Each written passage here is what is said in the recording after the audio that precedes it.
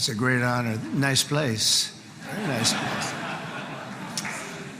Mr. President, Mr. Prime Minister, Mr. Speaker, esteemed members of the Knesset, and cherished citizens of Israel, we gather on a day of profound joy, of soaring hope, of renewed faith, and above all, a day to give our deepest thanks to the Almighty God of Abraham, Isaac, and Jacob.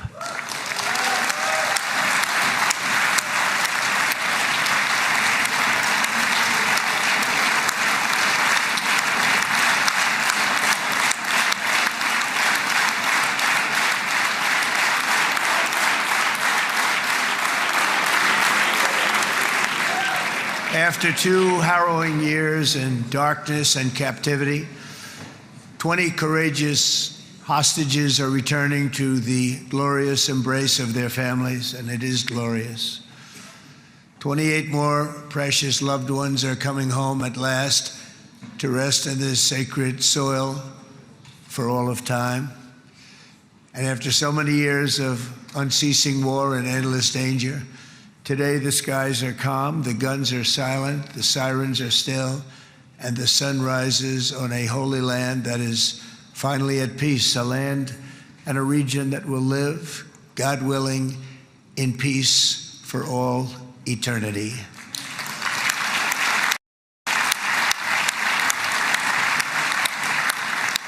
This is not only the end of a war, this is the end of an age of terror and death, and the beginning of the age of faith and hope and of God.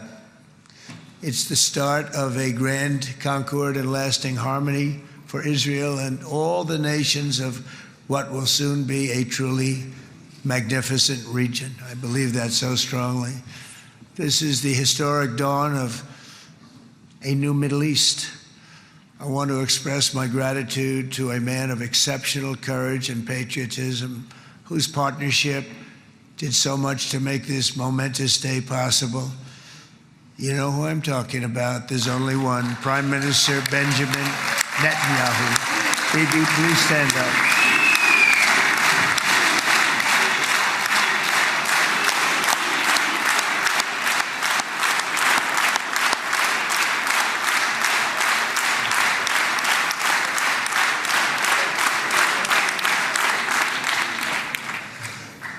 And he is not easy, I want to tell you. He's not the easiest guy to deal with, but that's what makes him great. That's what makes him great.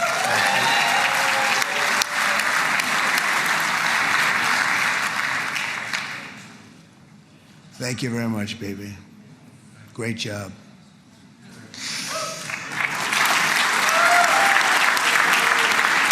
And let me also convey my tremendous appreciation for all of the nations of the Arab and Muslim world that came together to press Hamas to set the hostages free and to send them home. We had a lot of help. We had a lot of help from a lot of people that you wouldn't suspect, and I want to thank them very much for that. It's an incredible triumph for Israel and the world to have all of these nations working together as partners in peace. And it's pretty unusual for you to see that, but it happened in this case. This was a very unusual point in time, a brilliant point in time. Generations from now, this will be remembered as the moment that everything began to change, and change very much for the better. Like the USA right now, it will be the golden age of Israel and the golden age of the Middle East. It's going to work together. I'd like to thank several great American patriots for their invaluable help in getting something done that almost everyone thought was absolutely impossible. We were wasting our time. So many people said, "You're just wasting your time." But we weren't, because we had talented people working with us, and we had people that loved your country, and frankly, people that loved the region. They loved the Middle East. I want to thank my friend Steve Witkoff.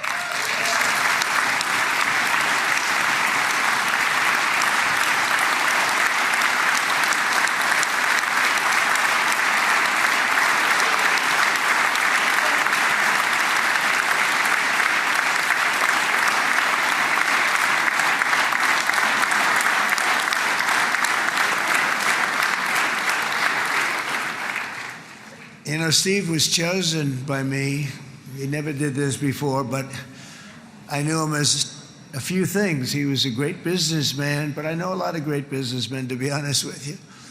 He had tremendous negotiating skills, but I know a lot of people that negotiate pretty well, although it is an art. But there are people that can negotiate pretty well. But most importantly with Steve, he's just a great guy. Everybody loved him. Everybody. I mean, I know some negotiators that are so good, but you wouldn't have had peace in the Middle East. It would be in World War III right now with some of these guys. Everybody loves Steve, and they respect him, and they somehow can relate to him. I've known him for many years, and I've seen it over and over again. להוציא את חבר הכנסת עודה, להוציא אותו מהאולם, להוציא אותו מיד, החוצה, החוצה, החוצה. להוציא גם את חבר הכנסת כסיף, להוציא את חבר הכנסת כסיף מהאולם, להוציא אותו מיד.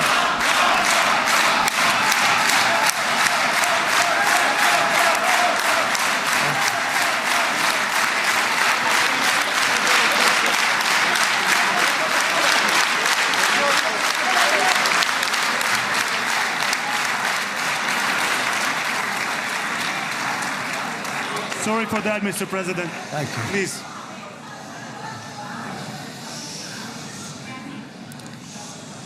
That was very efficient.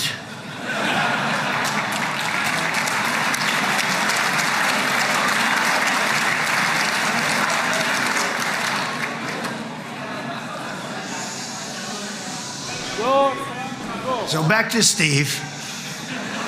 He's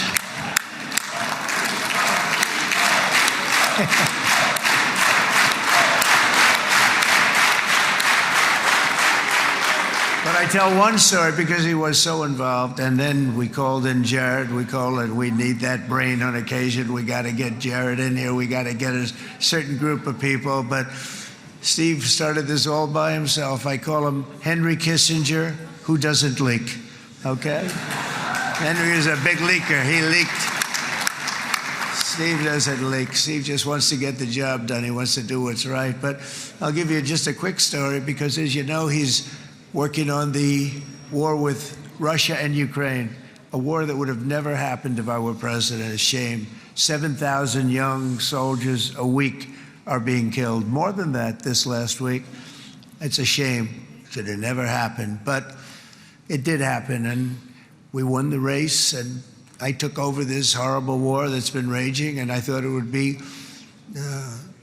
easily settled. I thought it was a hell of a lot easier than doing what we just did very successfully with Israel and a lot of other people. But this came first, and we'll get that one. But I set up a meeting for him to meet with President Putin, thinking it would be a 15 or a 20-minute meeting. Steve had no idea about Russia, had no idea about Putin too much, didn't know too much about politics, wasn't that interested. He was really good at real estate, but he had that quality that I was looking for, and I didn't see it around in too many ways. And I set up the meeting with Putin, and I called. I said, is Steve finished yet? That was about a half an hour into the meeting. No, sir, he's not. He's still inside. This is in Moscow. I said, well, how's he doing? I don't know, sir. He's still inside. I called up an hour later. Let me speak to Steve. Sir, he's still with Putin. He's with President Putin. I said, wow, that's a long meeting, 1 hour. I called up an hour later, he was still with Putin. 3 hours later, he was still with Putin. 4 hours later, he started to get the word that he was going to be coming out soon. And in 5 hours, he came out. I said, what the hell were you talking about for 5 hours? And he says, just a lot of interesting things. We're talking about a lot of interesting things, including what he went in there for, but you can't talk about it for 5. You can talk about it for a certain period of time, and you know what you're getting. But that's a talent. That's a talent, where you can do that. Most people I'd send in, number one, they wouldn't be accepted. Number two, if they were, the meeting would last 5 minutes, and that's what happens with Steve. Everybody loves him. They love him on this side. They love him on the other side. And he really is. He's a great negotiator because he's a great guy. So thank you very much, Steve, very much.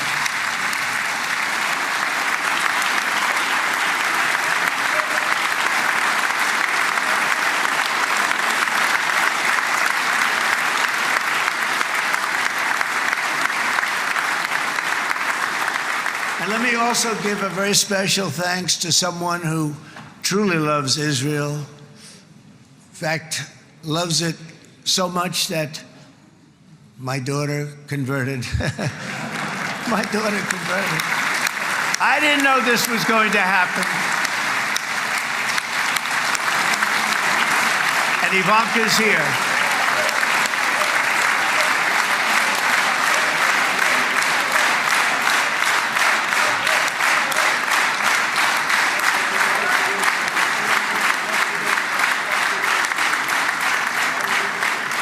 And Bibi, you do know this was not in the cards for me. You understand that.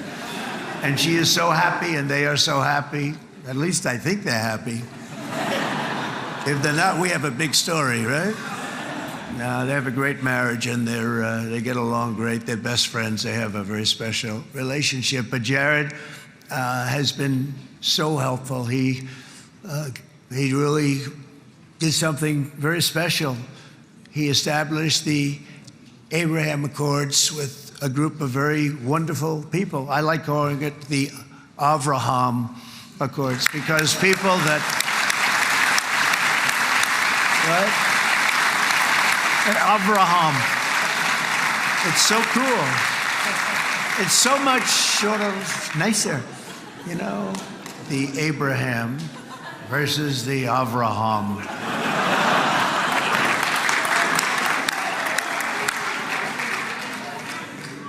I just don't want to sound too sanctimonious when I do it, so, you know, I sort of split it up. This way we keep everybody happy.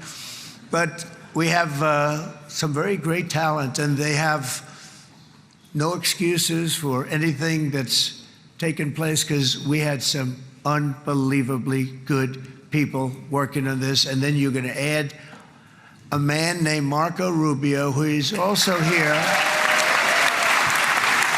That's right.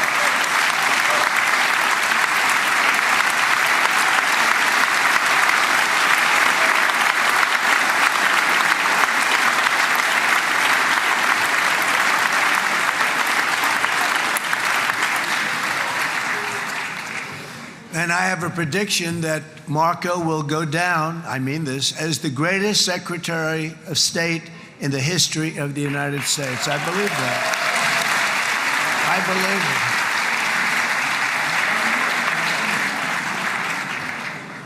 it. And he and I, you know, we really fought it out. You remember, he was tough. He was nasty. Who the hell thought this was going to happen, Marco, right?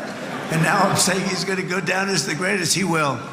He was always smart and sharp, and people respect him.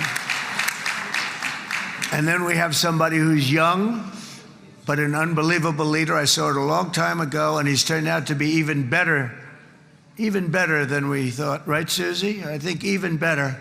And that's Pete Hegseth, who is our Secretary of War, formerly Secretary of Defense.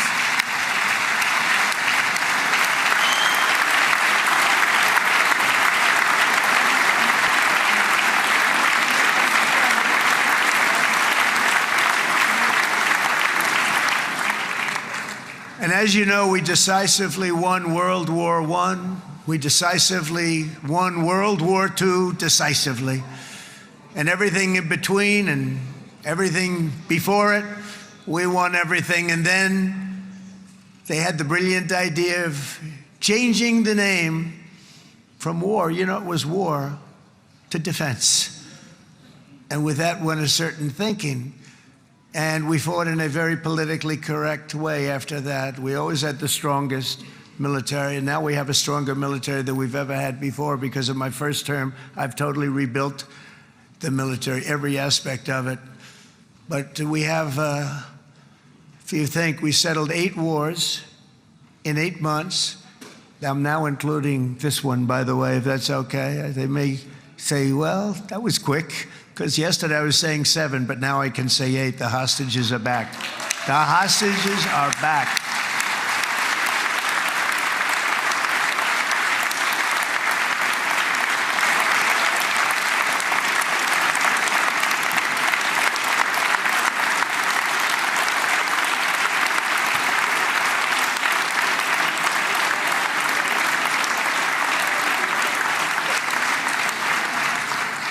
It is a good feeling. Isn't that nice to say? You know, I just said the hostage. First time I said the hostages are back. It feels so good to say it.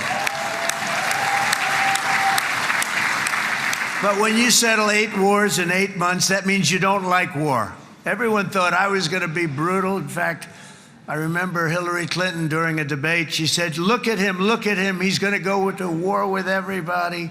And actually, she said, he's got a personality that's all about war. No, and my personality actually is all about stopping wars. And it seems to work. It seems to work. But it also means this name change in our attitude that we're not going to go into a war. But if we do, we're going to win that war like nobody has ever won a war before. We will not be politically correct, but we're not going to be there. And I think, you know, as you mentioned, Bibi, before, peace through strength. And that's what it's all about. The United States has the greatest and most powerful military in the, right now, history of the world. I can tell you we have weapons that nobody's ever dreamt of. I only hope we never have to use them. I rebuilt the military. I was proud to do it, but some of the things I hated to do. I hated certain of the weapons because the level of power is so enormous. It's so dangerous, so bad. But we have to do what we have to do. We make the best weapons in the world, and we've got a lot of them. And we've given a lot to Israel, frankly. And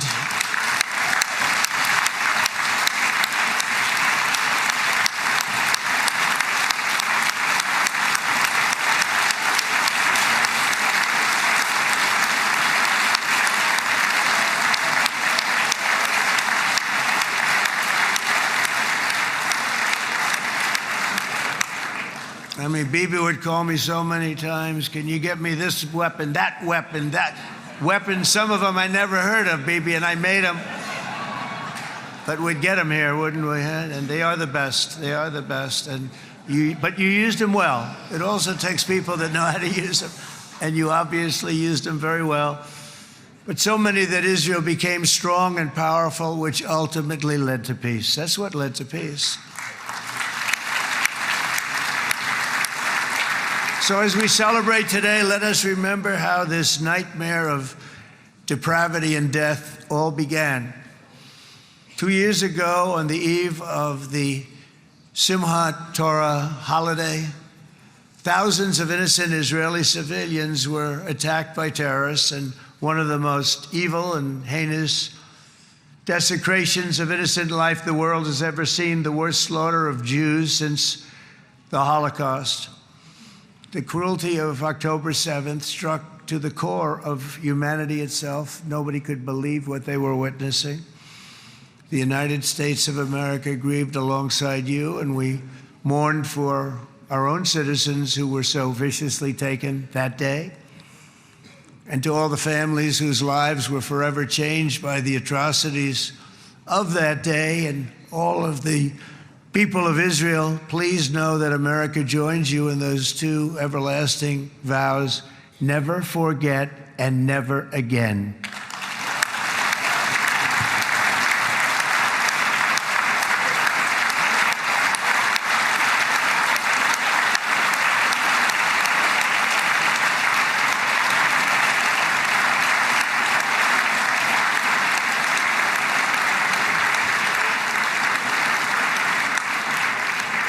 From October 7th until this week, Israel has been a nation at war, enduring burdens that only a proud and faithful people could withstand. It was a very tough period of time.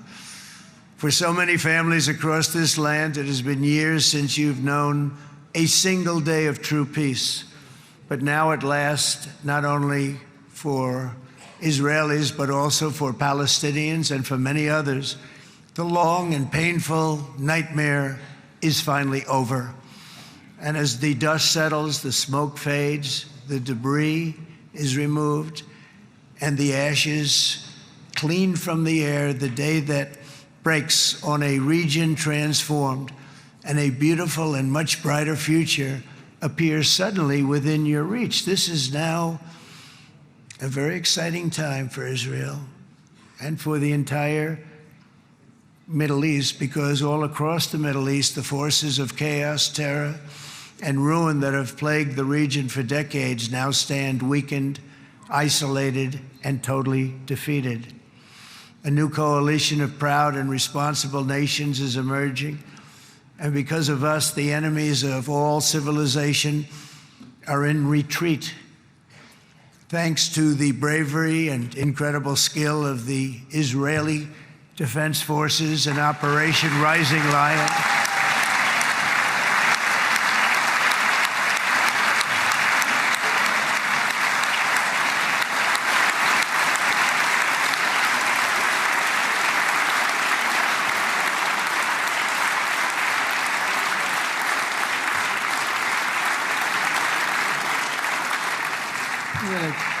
guy's central casting. Let's put him in a movie. Look at him. Great job. And my people loved working with you. Loved it. They worked so well together. But many of Iran's top terrorists, including nuclear scientists and commanders, have been extinguished from this earth. And with Operation Midnight Hammer, boy, that's a great name for that, what we did. Last June, the United States military flew 7 of those beautiful B-2 bombers. They look so beautiful all of a sudden. They were always, I thought they were pretty planes. I had no idea they could do what they did. In fact, we just ordered 28 more of them. A little updated version. We ordered a whole pile of them. And almost 100 other planes went with them, including fighter jets. And we had 52 tankers, big, beautiful, brand new tankers that were loading them up 4 or 5 times. They've traveled 37 hours back and forth. Think of that. But we had tankers all over the sky for all the other planes. We had the F-22s, the F-35s, F-16s. We had a hell of a lot of planes.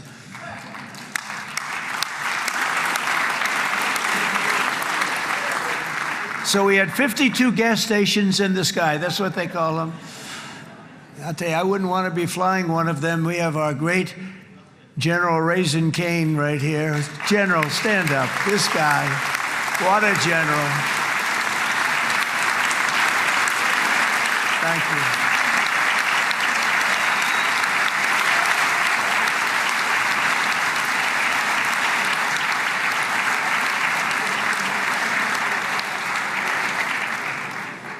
I asked General Cain, I said, you know, we're having problems with ISIS, and I was in Washington, and I asked, how long would it take to defeat ISIS? And my Washington generals told me, 3, 4, maybe 5 years, sir.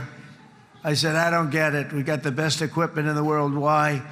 So I flew to Iraq, and I met with a man named Cain. He said, what's your first name? He said, they call me Raisin, sir.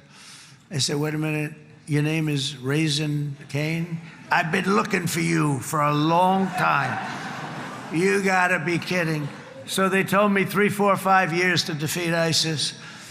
And I sit down with him and I say, why is it? I flew there in the dark of night. I landed, I'll never forget it. It's quite a trip. I'm glad I made it because I met him. I said, could I ask you, General? I come down. He said with another general and a sergeant. Everybody was like central casting. They could go into a movie right now. Between him and you guys over here, we could get rich making movies, okay?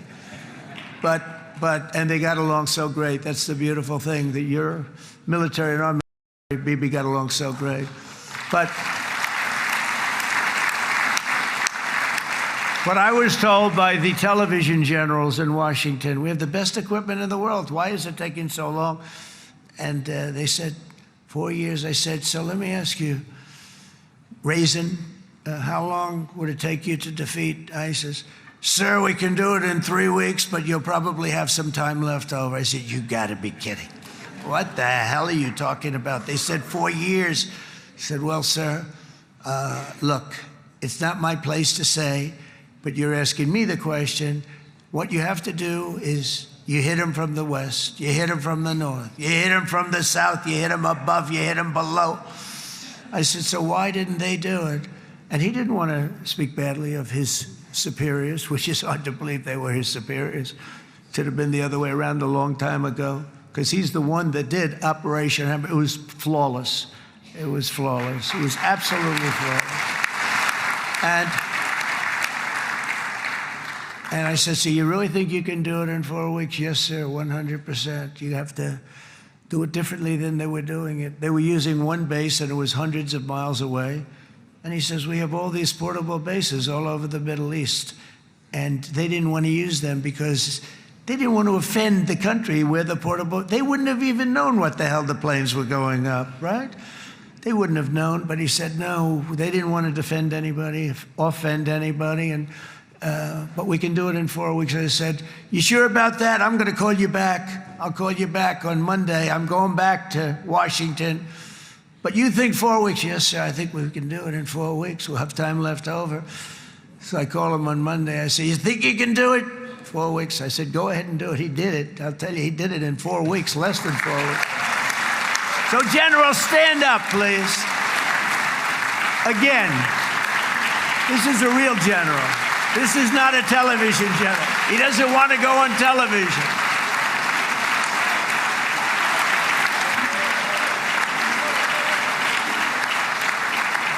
He doesn't want to go on television. I said the other guys love being on television.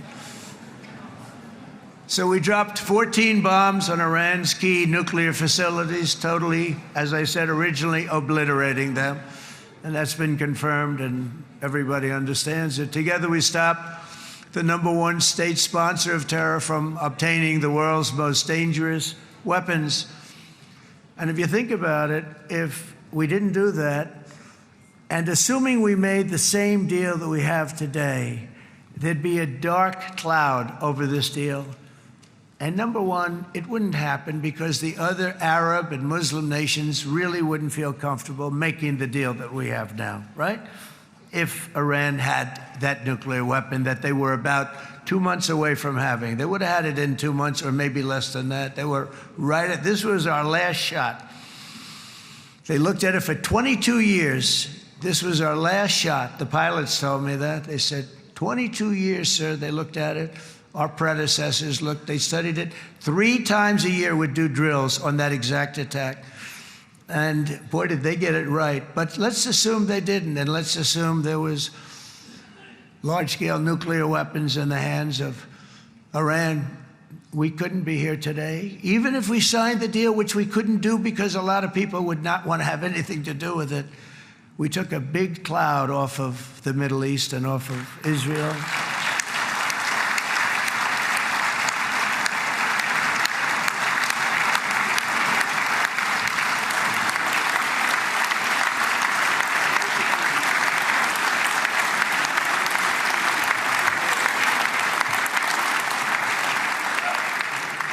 And it was my honor to help.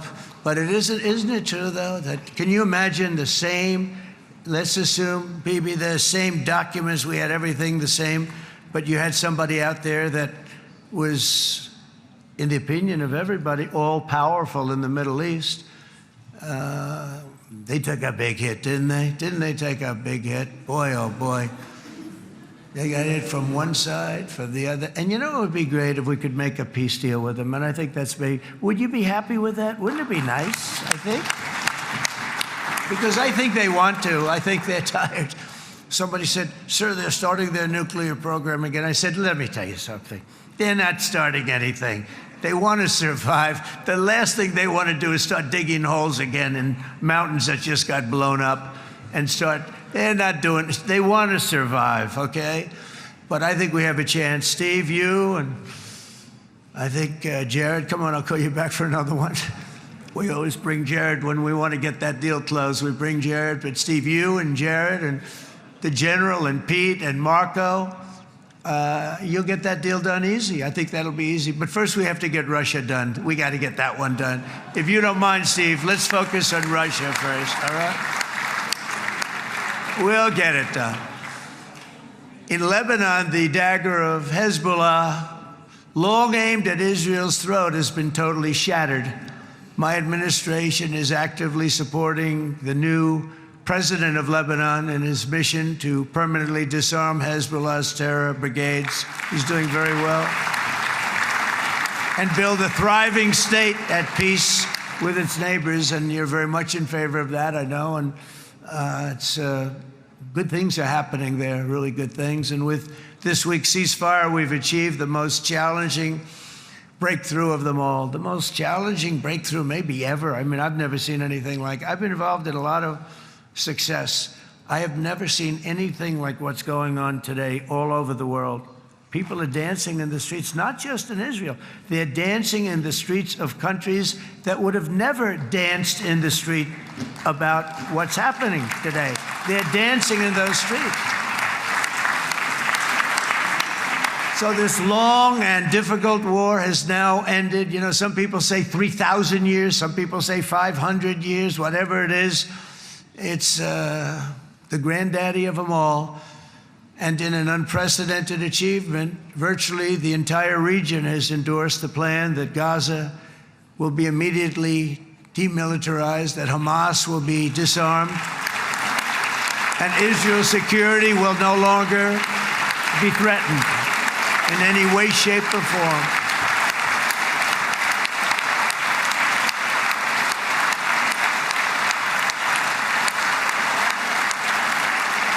So Israel, with our help, has won all that they can by force of arms. You've won. I mean, you've won.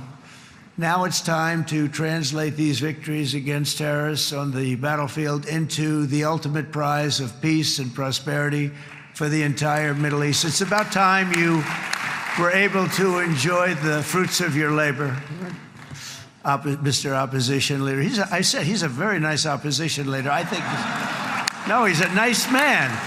Bibi, he's a nice man.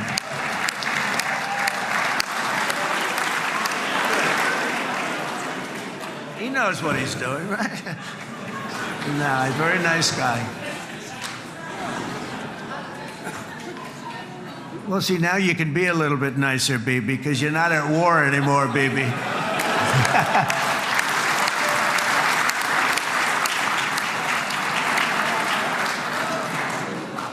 But only by embracing the opportunities of this moment can we achieve our goal of ensuring that the horrors of recent years will never happen again. You don't want to have to go through this again.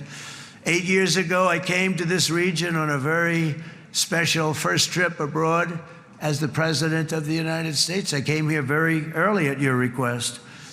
I addressed the leaders of the Arab and Muslim world gathered in Saudi Arabia and said that it was time to build a future free of the grip of extremism and terror. And interestingly, right now, as soon as I'm finished, I'm quite late. You've kept me quite late between opposition leaders and Bibi's brilliant but very long speech. I thought I was going to run up here, make a speech, and then head to Egypt. It didn't work out though. And you made a pretty long one too, Sarah.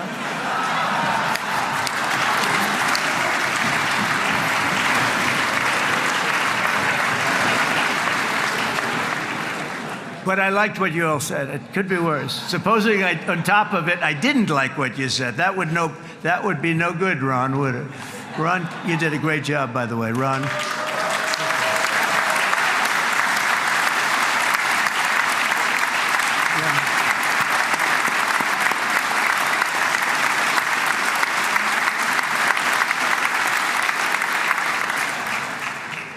So I'm going to be meeting, actually, in a little while, I'm going to be meeting with the most powerful, the richest nations, really, in the world, although now, with the tariffs, the United States is by far the richest nation in the world, as you probably have been reading.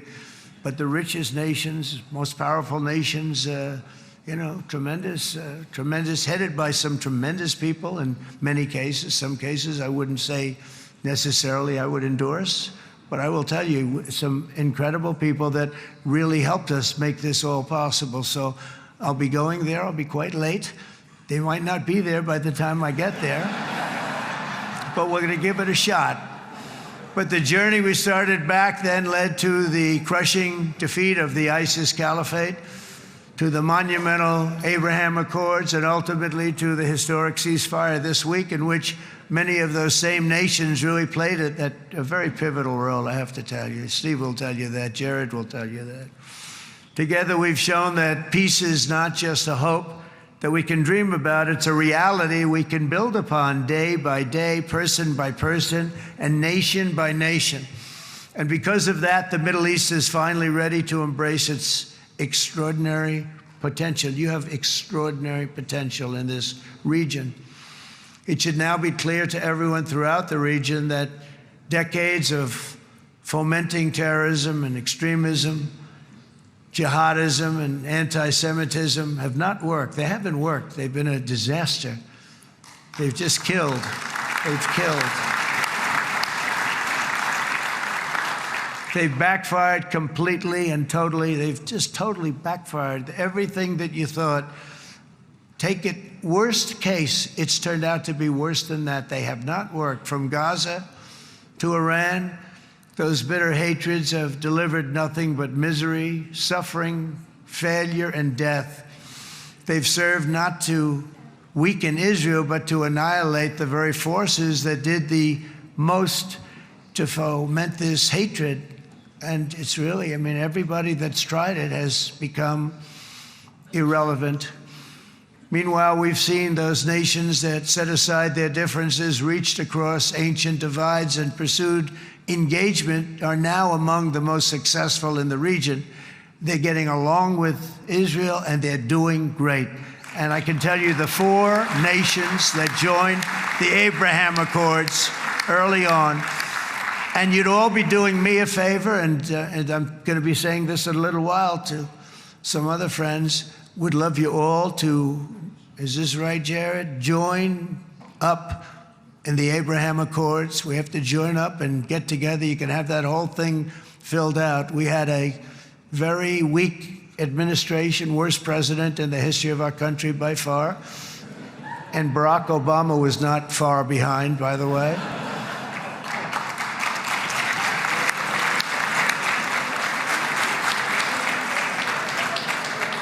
And they did nothing with this incredible document, the Abraham Accords, but now you can fill them up. Now you have peace, you have people that really like Israel. I'll tell you what, and they like Israel a lot more today than they did even 5 weeks ago. You've made a lot of, you've come back. You've come back strong, because it was getting to be a little nasty out there in the world, and ultimately the world wins. You can't beat the world. Or I would say to Bibi, it's now time. And he understood it better than anybody, because ultimately, the world's a very big place. And I've said a lot. I said, this piece of land is very small. It's unbelievable what you've done with that tiny, you look at a map even of just not the world, the Middle East, and you have this little dot. And think of what you've done. It's incredible. It's incredible.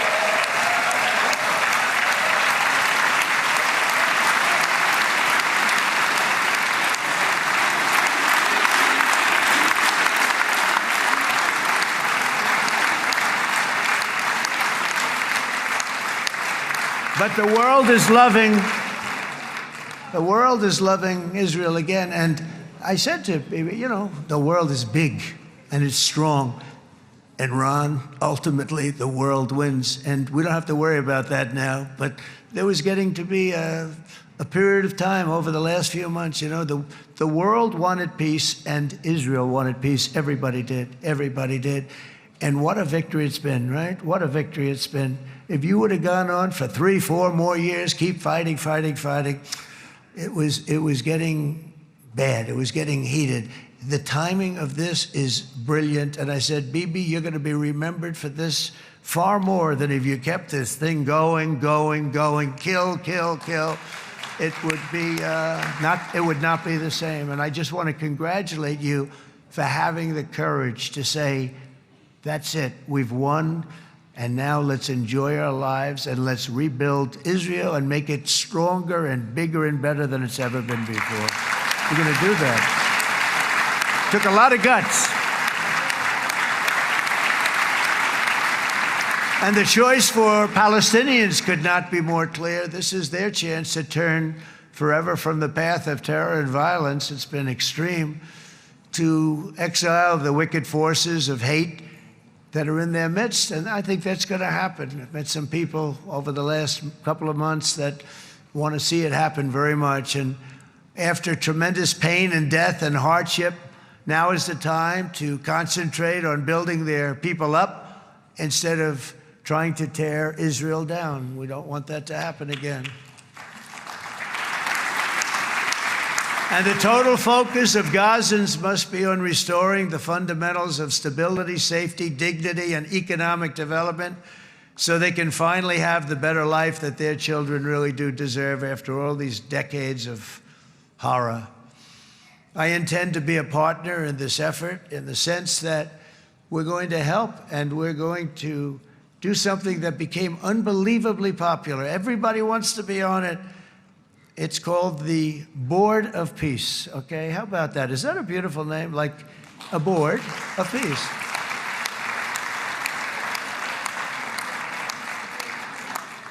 The only bad thing from my standpoint, every single nation involved has asked me to be the chair, and I'll tell you, I'm very busy. I didn't count on that, but you know what? If we do it, we'll do it right. And we have unbelievable power and wealth, because you're going to need wealth. You're going to need wealth to rebuild things, and they have wealth like few people have wealth. I want to thank the Arab and Muslim nations for their commitment, because they've made to support a safe rebuilding of Gaza and beyond. I have many Arab countries, very wealthy countries, that came up and said, we'll put up tremendous amounts of money to get to rebuild Gaza. And I think that's going to happen. The power, they want dignity, they want to come forward, and they want to say, and I want to say who they are, because what they're doing is going to be, I think, something that you're going to be very impressed with, Bibi. And you need that. You need the kind of economic power that they have, and they want to see it work. And they want to see it be safe, and they want to see it be good for Israel, too. And as much money as it will be, and it's a lot, as you can see, it's a lot. For these countries, it's relatively little relative to their worth. It's really a lot of money like most people could never even conceive, but for these countries, it's not that much, especially because it ensures success and stability in the Middle East, which is what they want to see. So many of them will be with us in Egypt in a little while, I think. I'm not sure. They may be gone. They may have taken their Boeing 747s and left. I said, what kind of a plane do you fly? 747. I said, that's a large plane. No, they may have. Steve, do you think they've left on their their brand new Boeing 747s? Or, I don't know. We're going to find out soon. It's going to be a big story. There'll be 2 people left, and they'll be the 2 poorest ones.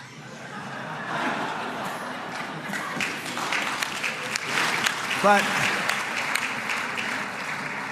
it will be the wealthiest and most powerful group of nations. So the group that we have assembled, that's waiting for us, is the wealthiest and most powerful group ever assembled at one time. There has never been a group like this. And they're only looking for good. They want good. They're going to do good. And as those commitments are made, I'm going to let the world know who's doing it, because they really deserve to get the credit. And some of them probably won't want the credit, but they deserve it. It's more obvious than ever that the productive and responsible nations of this region should not be enemies or adversaries. You should be partners and eventually even friends, and that's what's going to happen. I know it. Together you can stand against the forces of chaos. Yeah, you go ahead. That's an important point.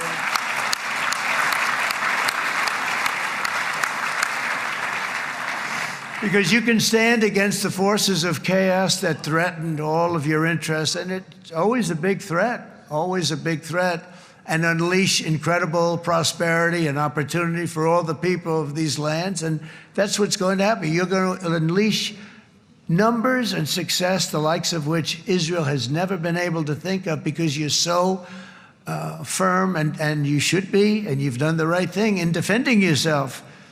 You're not going to have to worry so much about it. You've won, and now you can build, and you can do things that you never even thought possible. When you put that genius into doing something else, it's going to be something it's going to be a miracle. The miracle in the desert, it's going to be amazing. And it already is in a true sense. But it'll be wonderful when you can spend time thinking about other than war and defense and offense also. To that end, it's my firm hope and dream, frankly, that together the Abraham Accords will turn out to be everything that we thought they would.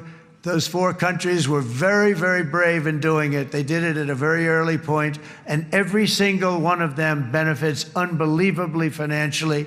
And if you noticed, even in this bad period that we just went through, they all remained a member of the Abraham Accords. They've done unbelievably well. And you know who you are, and I want to thank you.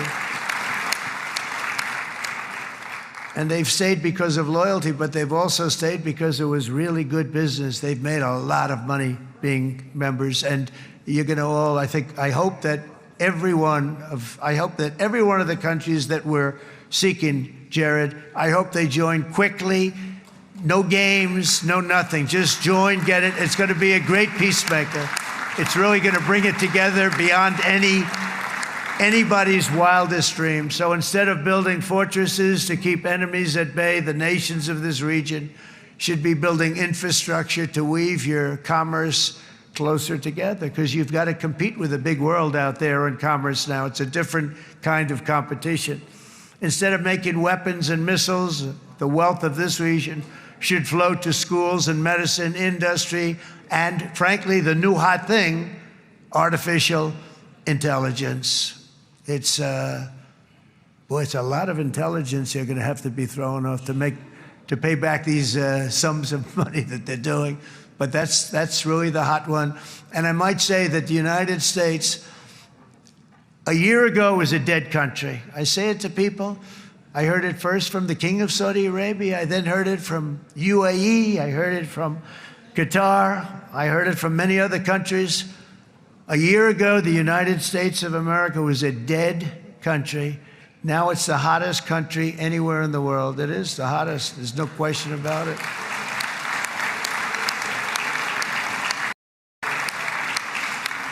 In fact, if you go back a year ago, before the election, although once we had November 5th, we became hot because people got it. I would say November 5th was a time that we became really hot. But once you go back a couple of years, if I were in charge and the country was doing what they were, nobody was going to ask me to speak. Nobody asked Joe Biden to come up and speak, I guarantee you that. And if they did, he would have turned them down, I promise you. He didn't speak. He didn't speak, and he didn't speak well. But all of the countries in the Middle East, it could have, what we're doing now, it could have happened a long time ago, but it was strangled and set back almost irretrievably by the administrations of Barack Obama and then Joe Biden. There was a hatred toward Israel. There was an absolute hatred. The setbacks really started when President Obama signed the Iran nuclear deal. This was a disaster for Israel, and it was a disaster for everyone. And I remember that Bibi Netanyahu came to the United States and worked so hard to try and get Obama not to do that deal.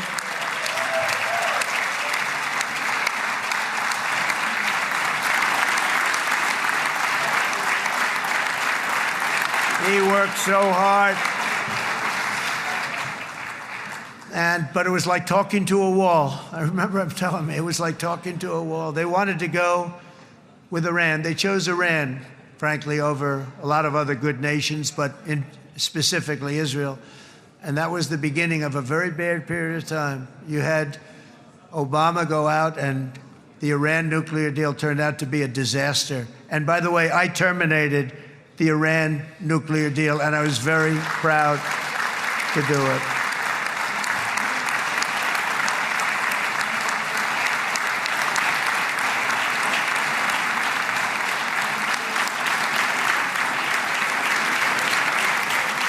Yet even to Iran, whose regime has inflicted so much death on the Middle East, the hand of friendship and cooperation is open. I'm telling you, they want to make a deal. That's all I do in my life. I make deals. I'm good at it. I've always been good at it. And I know when they want.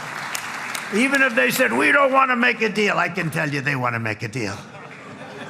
All right, they do. They want to make a deal, and we're going to see if we can do something, because this is crazy what's happening, and we're not going to have this anymore. Neither the United States nor Israel bear the people of Iran any hostility. We merely want to live in peace. We don't want any looming threats over our heads, and we don't want to even think in terms of nuclear destruction. It's not going to happen, never will happen.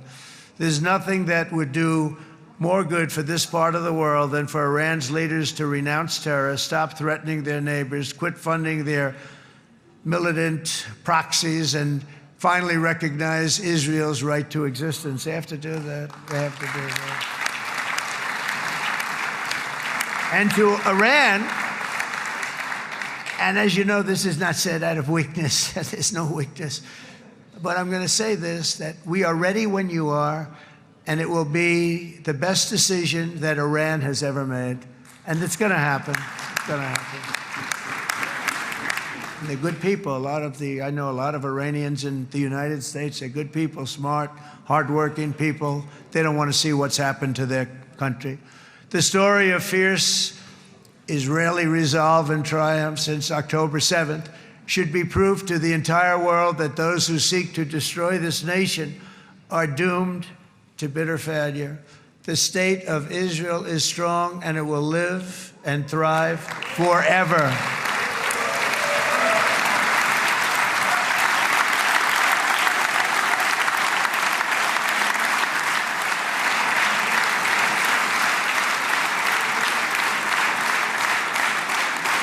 And that is why Israel will always remain a vital ally of the United States of America. Israelis share our values, field one of the world's most powerful militaries. You really do. You have an amazing, what a job you've done. And have one of the most innovative economies on earth. Those are just a few of the reasons why I'm proud to be the best friend that Israel has ever had. And they all say it in the White House. They all say it. I guess it's true because everybody says it, baby. You said it today. Thank you. But as president, I terminated the disastrous Iran nuclear deal, and ultimately I terminated Iran's nuclear program with things called B-2 bombers. It was swift, and it was accurate, and it was a military beauty. I authorized the spending of billions of dollars, which went to Israel's defense, as you know. And after years of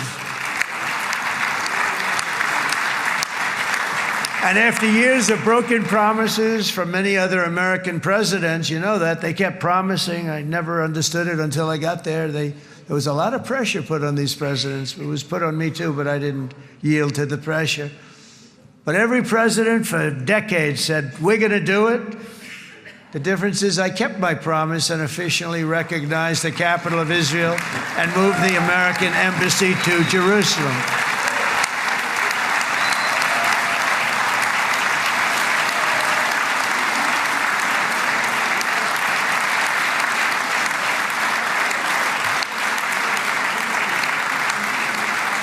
Isn't that right, Miriam?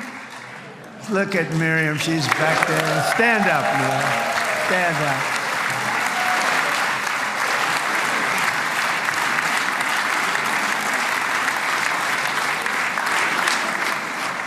Miriam and Sheldon would come into the office. They'd call me. He'd call me. I think they had more trips to the White House than anybody else I can think of. Look at her sitting there so innocently. She's got $60 billion in the bank. $60 billion. And I think she's saying no more. And she loves Israel, but she loves it, and they would come in, and her husband was a very aggressive man, but I loved him. He was a very aggressive, very supportive of me. And he'd call up, can I come over and see you? I say, Sheldon, I'm the president of the United States. It doesn't work that way. He'd come in, we would do. But they were very responsible for so much, including getting me thinking about Golan Heights, which is probably one of the greatest things to ever happen to Israel.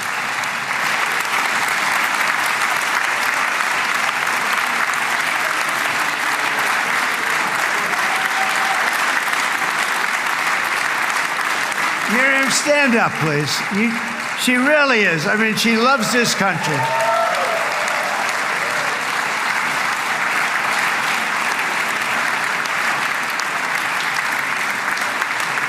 She loves this country. Her and her husband are so incredible. We miss him so dearly.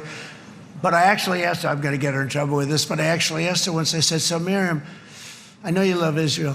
What do you love more, the United States or Israel? She refused to answer. That might mean Israel, I must say. We love you. Thank you, darling, for being here. That's a great honor. Great honor. She's a wonderful woman. She is a great woman. I've always stood for the people of this community, and I always will. I'll always be with you. I'm always going to be with you. I guess maybe something could happen to change my mind. Somebody that's really stupid gets into office and wants to do really bad things, but that's about it. We don't think we're going to have that happen. I hope we're not going to have that happen. And this man is a good man right here. These two men are good men right here.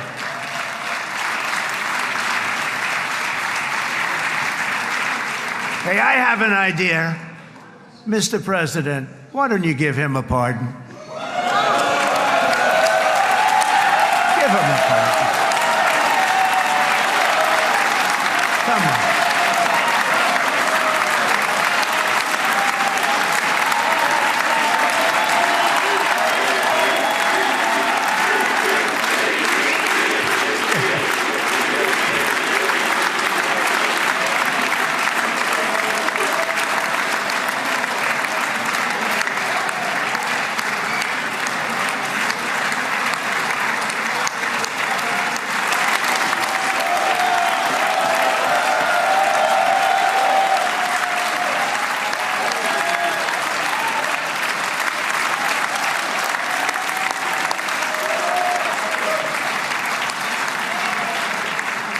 By the way, that was not in the speech, as you probably know.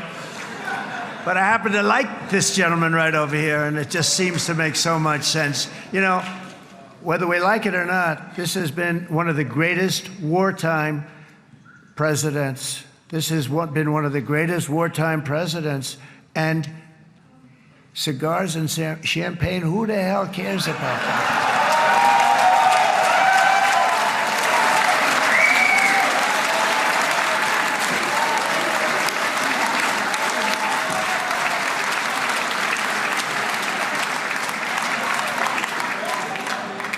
All right, enough controversy for the day, right? Actually, I don't think it's very controversial. So, you know, I see so popular. You are a very popular man. You know why? Because you know how to win.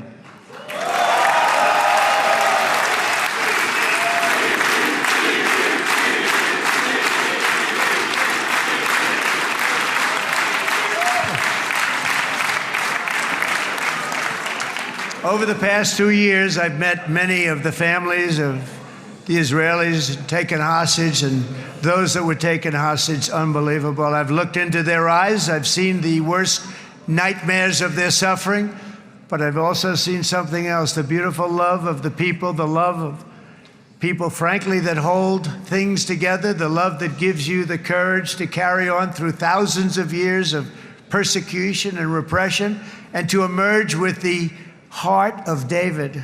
It's the heart of David.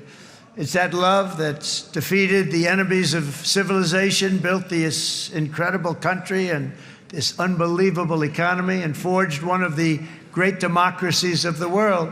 That is why it's a true honor to stand here today and address this assembly in your ancient and eternal now capital, Jerusalem. I'm proud to have helped in that regard. This city and this nation stand as living proof that a much brighter future for this entire region is truly within our grasp. For thousands of years, Jerusalem has been a home to Christians, Jews, Muslims, and people of all ethnicities and creeds. This is the holy center of the world's three great Abrahamic faiths. I like that too. Adorned, it's the first time I've seen that word in a while. Adorned with their sacred sites and alive with their pilgrims and visitors from every corner of the globe. But here between the Western Wall, the Temple Mount, and the hill called Calvary, people of every faith and background live, work, pray, serve, and raise their families side by side, and they do it with love. This example is just one of the modern miracles that Israel has given to the world. And just in closing, the leaders in this chamber know better than anyone else the challenges of this harmony, and it's been easily won. No, it hasn't. It has not been. It's been so tough, but it has been, some say, a miracle. What you've done is a miracle. Look at your size. Look at your chances when it all started. And you know, if you think about it, you are safer today, stronger today, and more respected today than at any time in the history of Israel. Think of it. People used to say it wouldn't exist. They don't say that anymore, do they? Yet if safety, security, and coexistence can thrive here in the winding alleys and ancient paths of Jerusalem, then surely peace and respect can flourish among the nations of the broader Middle East. The God who once dwelled among his people in this city still calls us, in the words of Scripture, the turn from evil and do good, to seek peace and pursue it. So he still whispers truth into the hills and knolls and valleys of his magnificent creation, and he still writes hope into the hearts of his children all over the world. And that is why even after 3,000 years of pain and conflict, the people of Israel have never given up from the threats of Zionism, from all sorts of threats. You want the promise of Zion. You want the promise of success and hope and love and God. And the people of America have never lost faith in the promise of a great and blessed future for all of us. From the very first day that modern Israel was founded, we have stood together through thick and thin of setbacks, and through victory and defeat, through glory and heartache. We have built industries together. We have made discoveries together. We have confronted evil together, and we have waged war together. And perhaps most beautifully of all, we have made peace together. And this week, against all odds, we have done the impossible and brought our hostages home.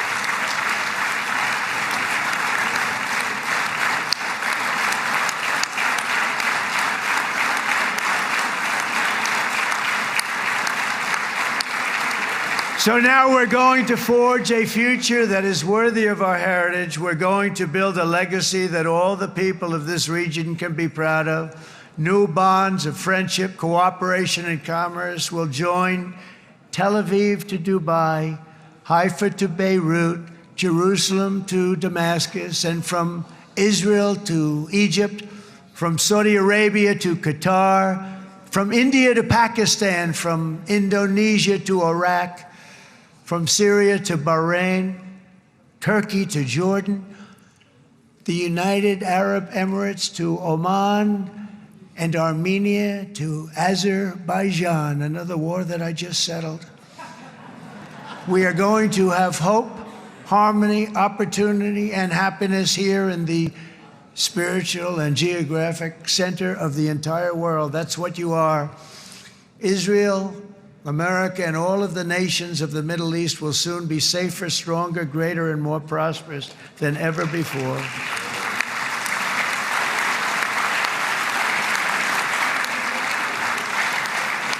And I want to thank you all once again for this exceptional honor. This has been truly an honor. It's seldom that a president is invited to do this. And I love Israel. I'm with you all the way. You will be bigger, better, stronger, and more loving than ever before. Thank you very much. God bless you. God bless the United States of America, and God bless the Middle East. Thank you, everybody. Good luck. Thank you very much. Thank you.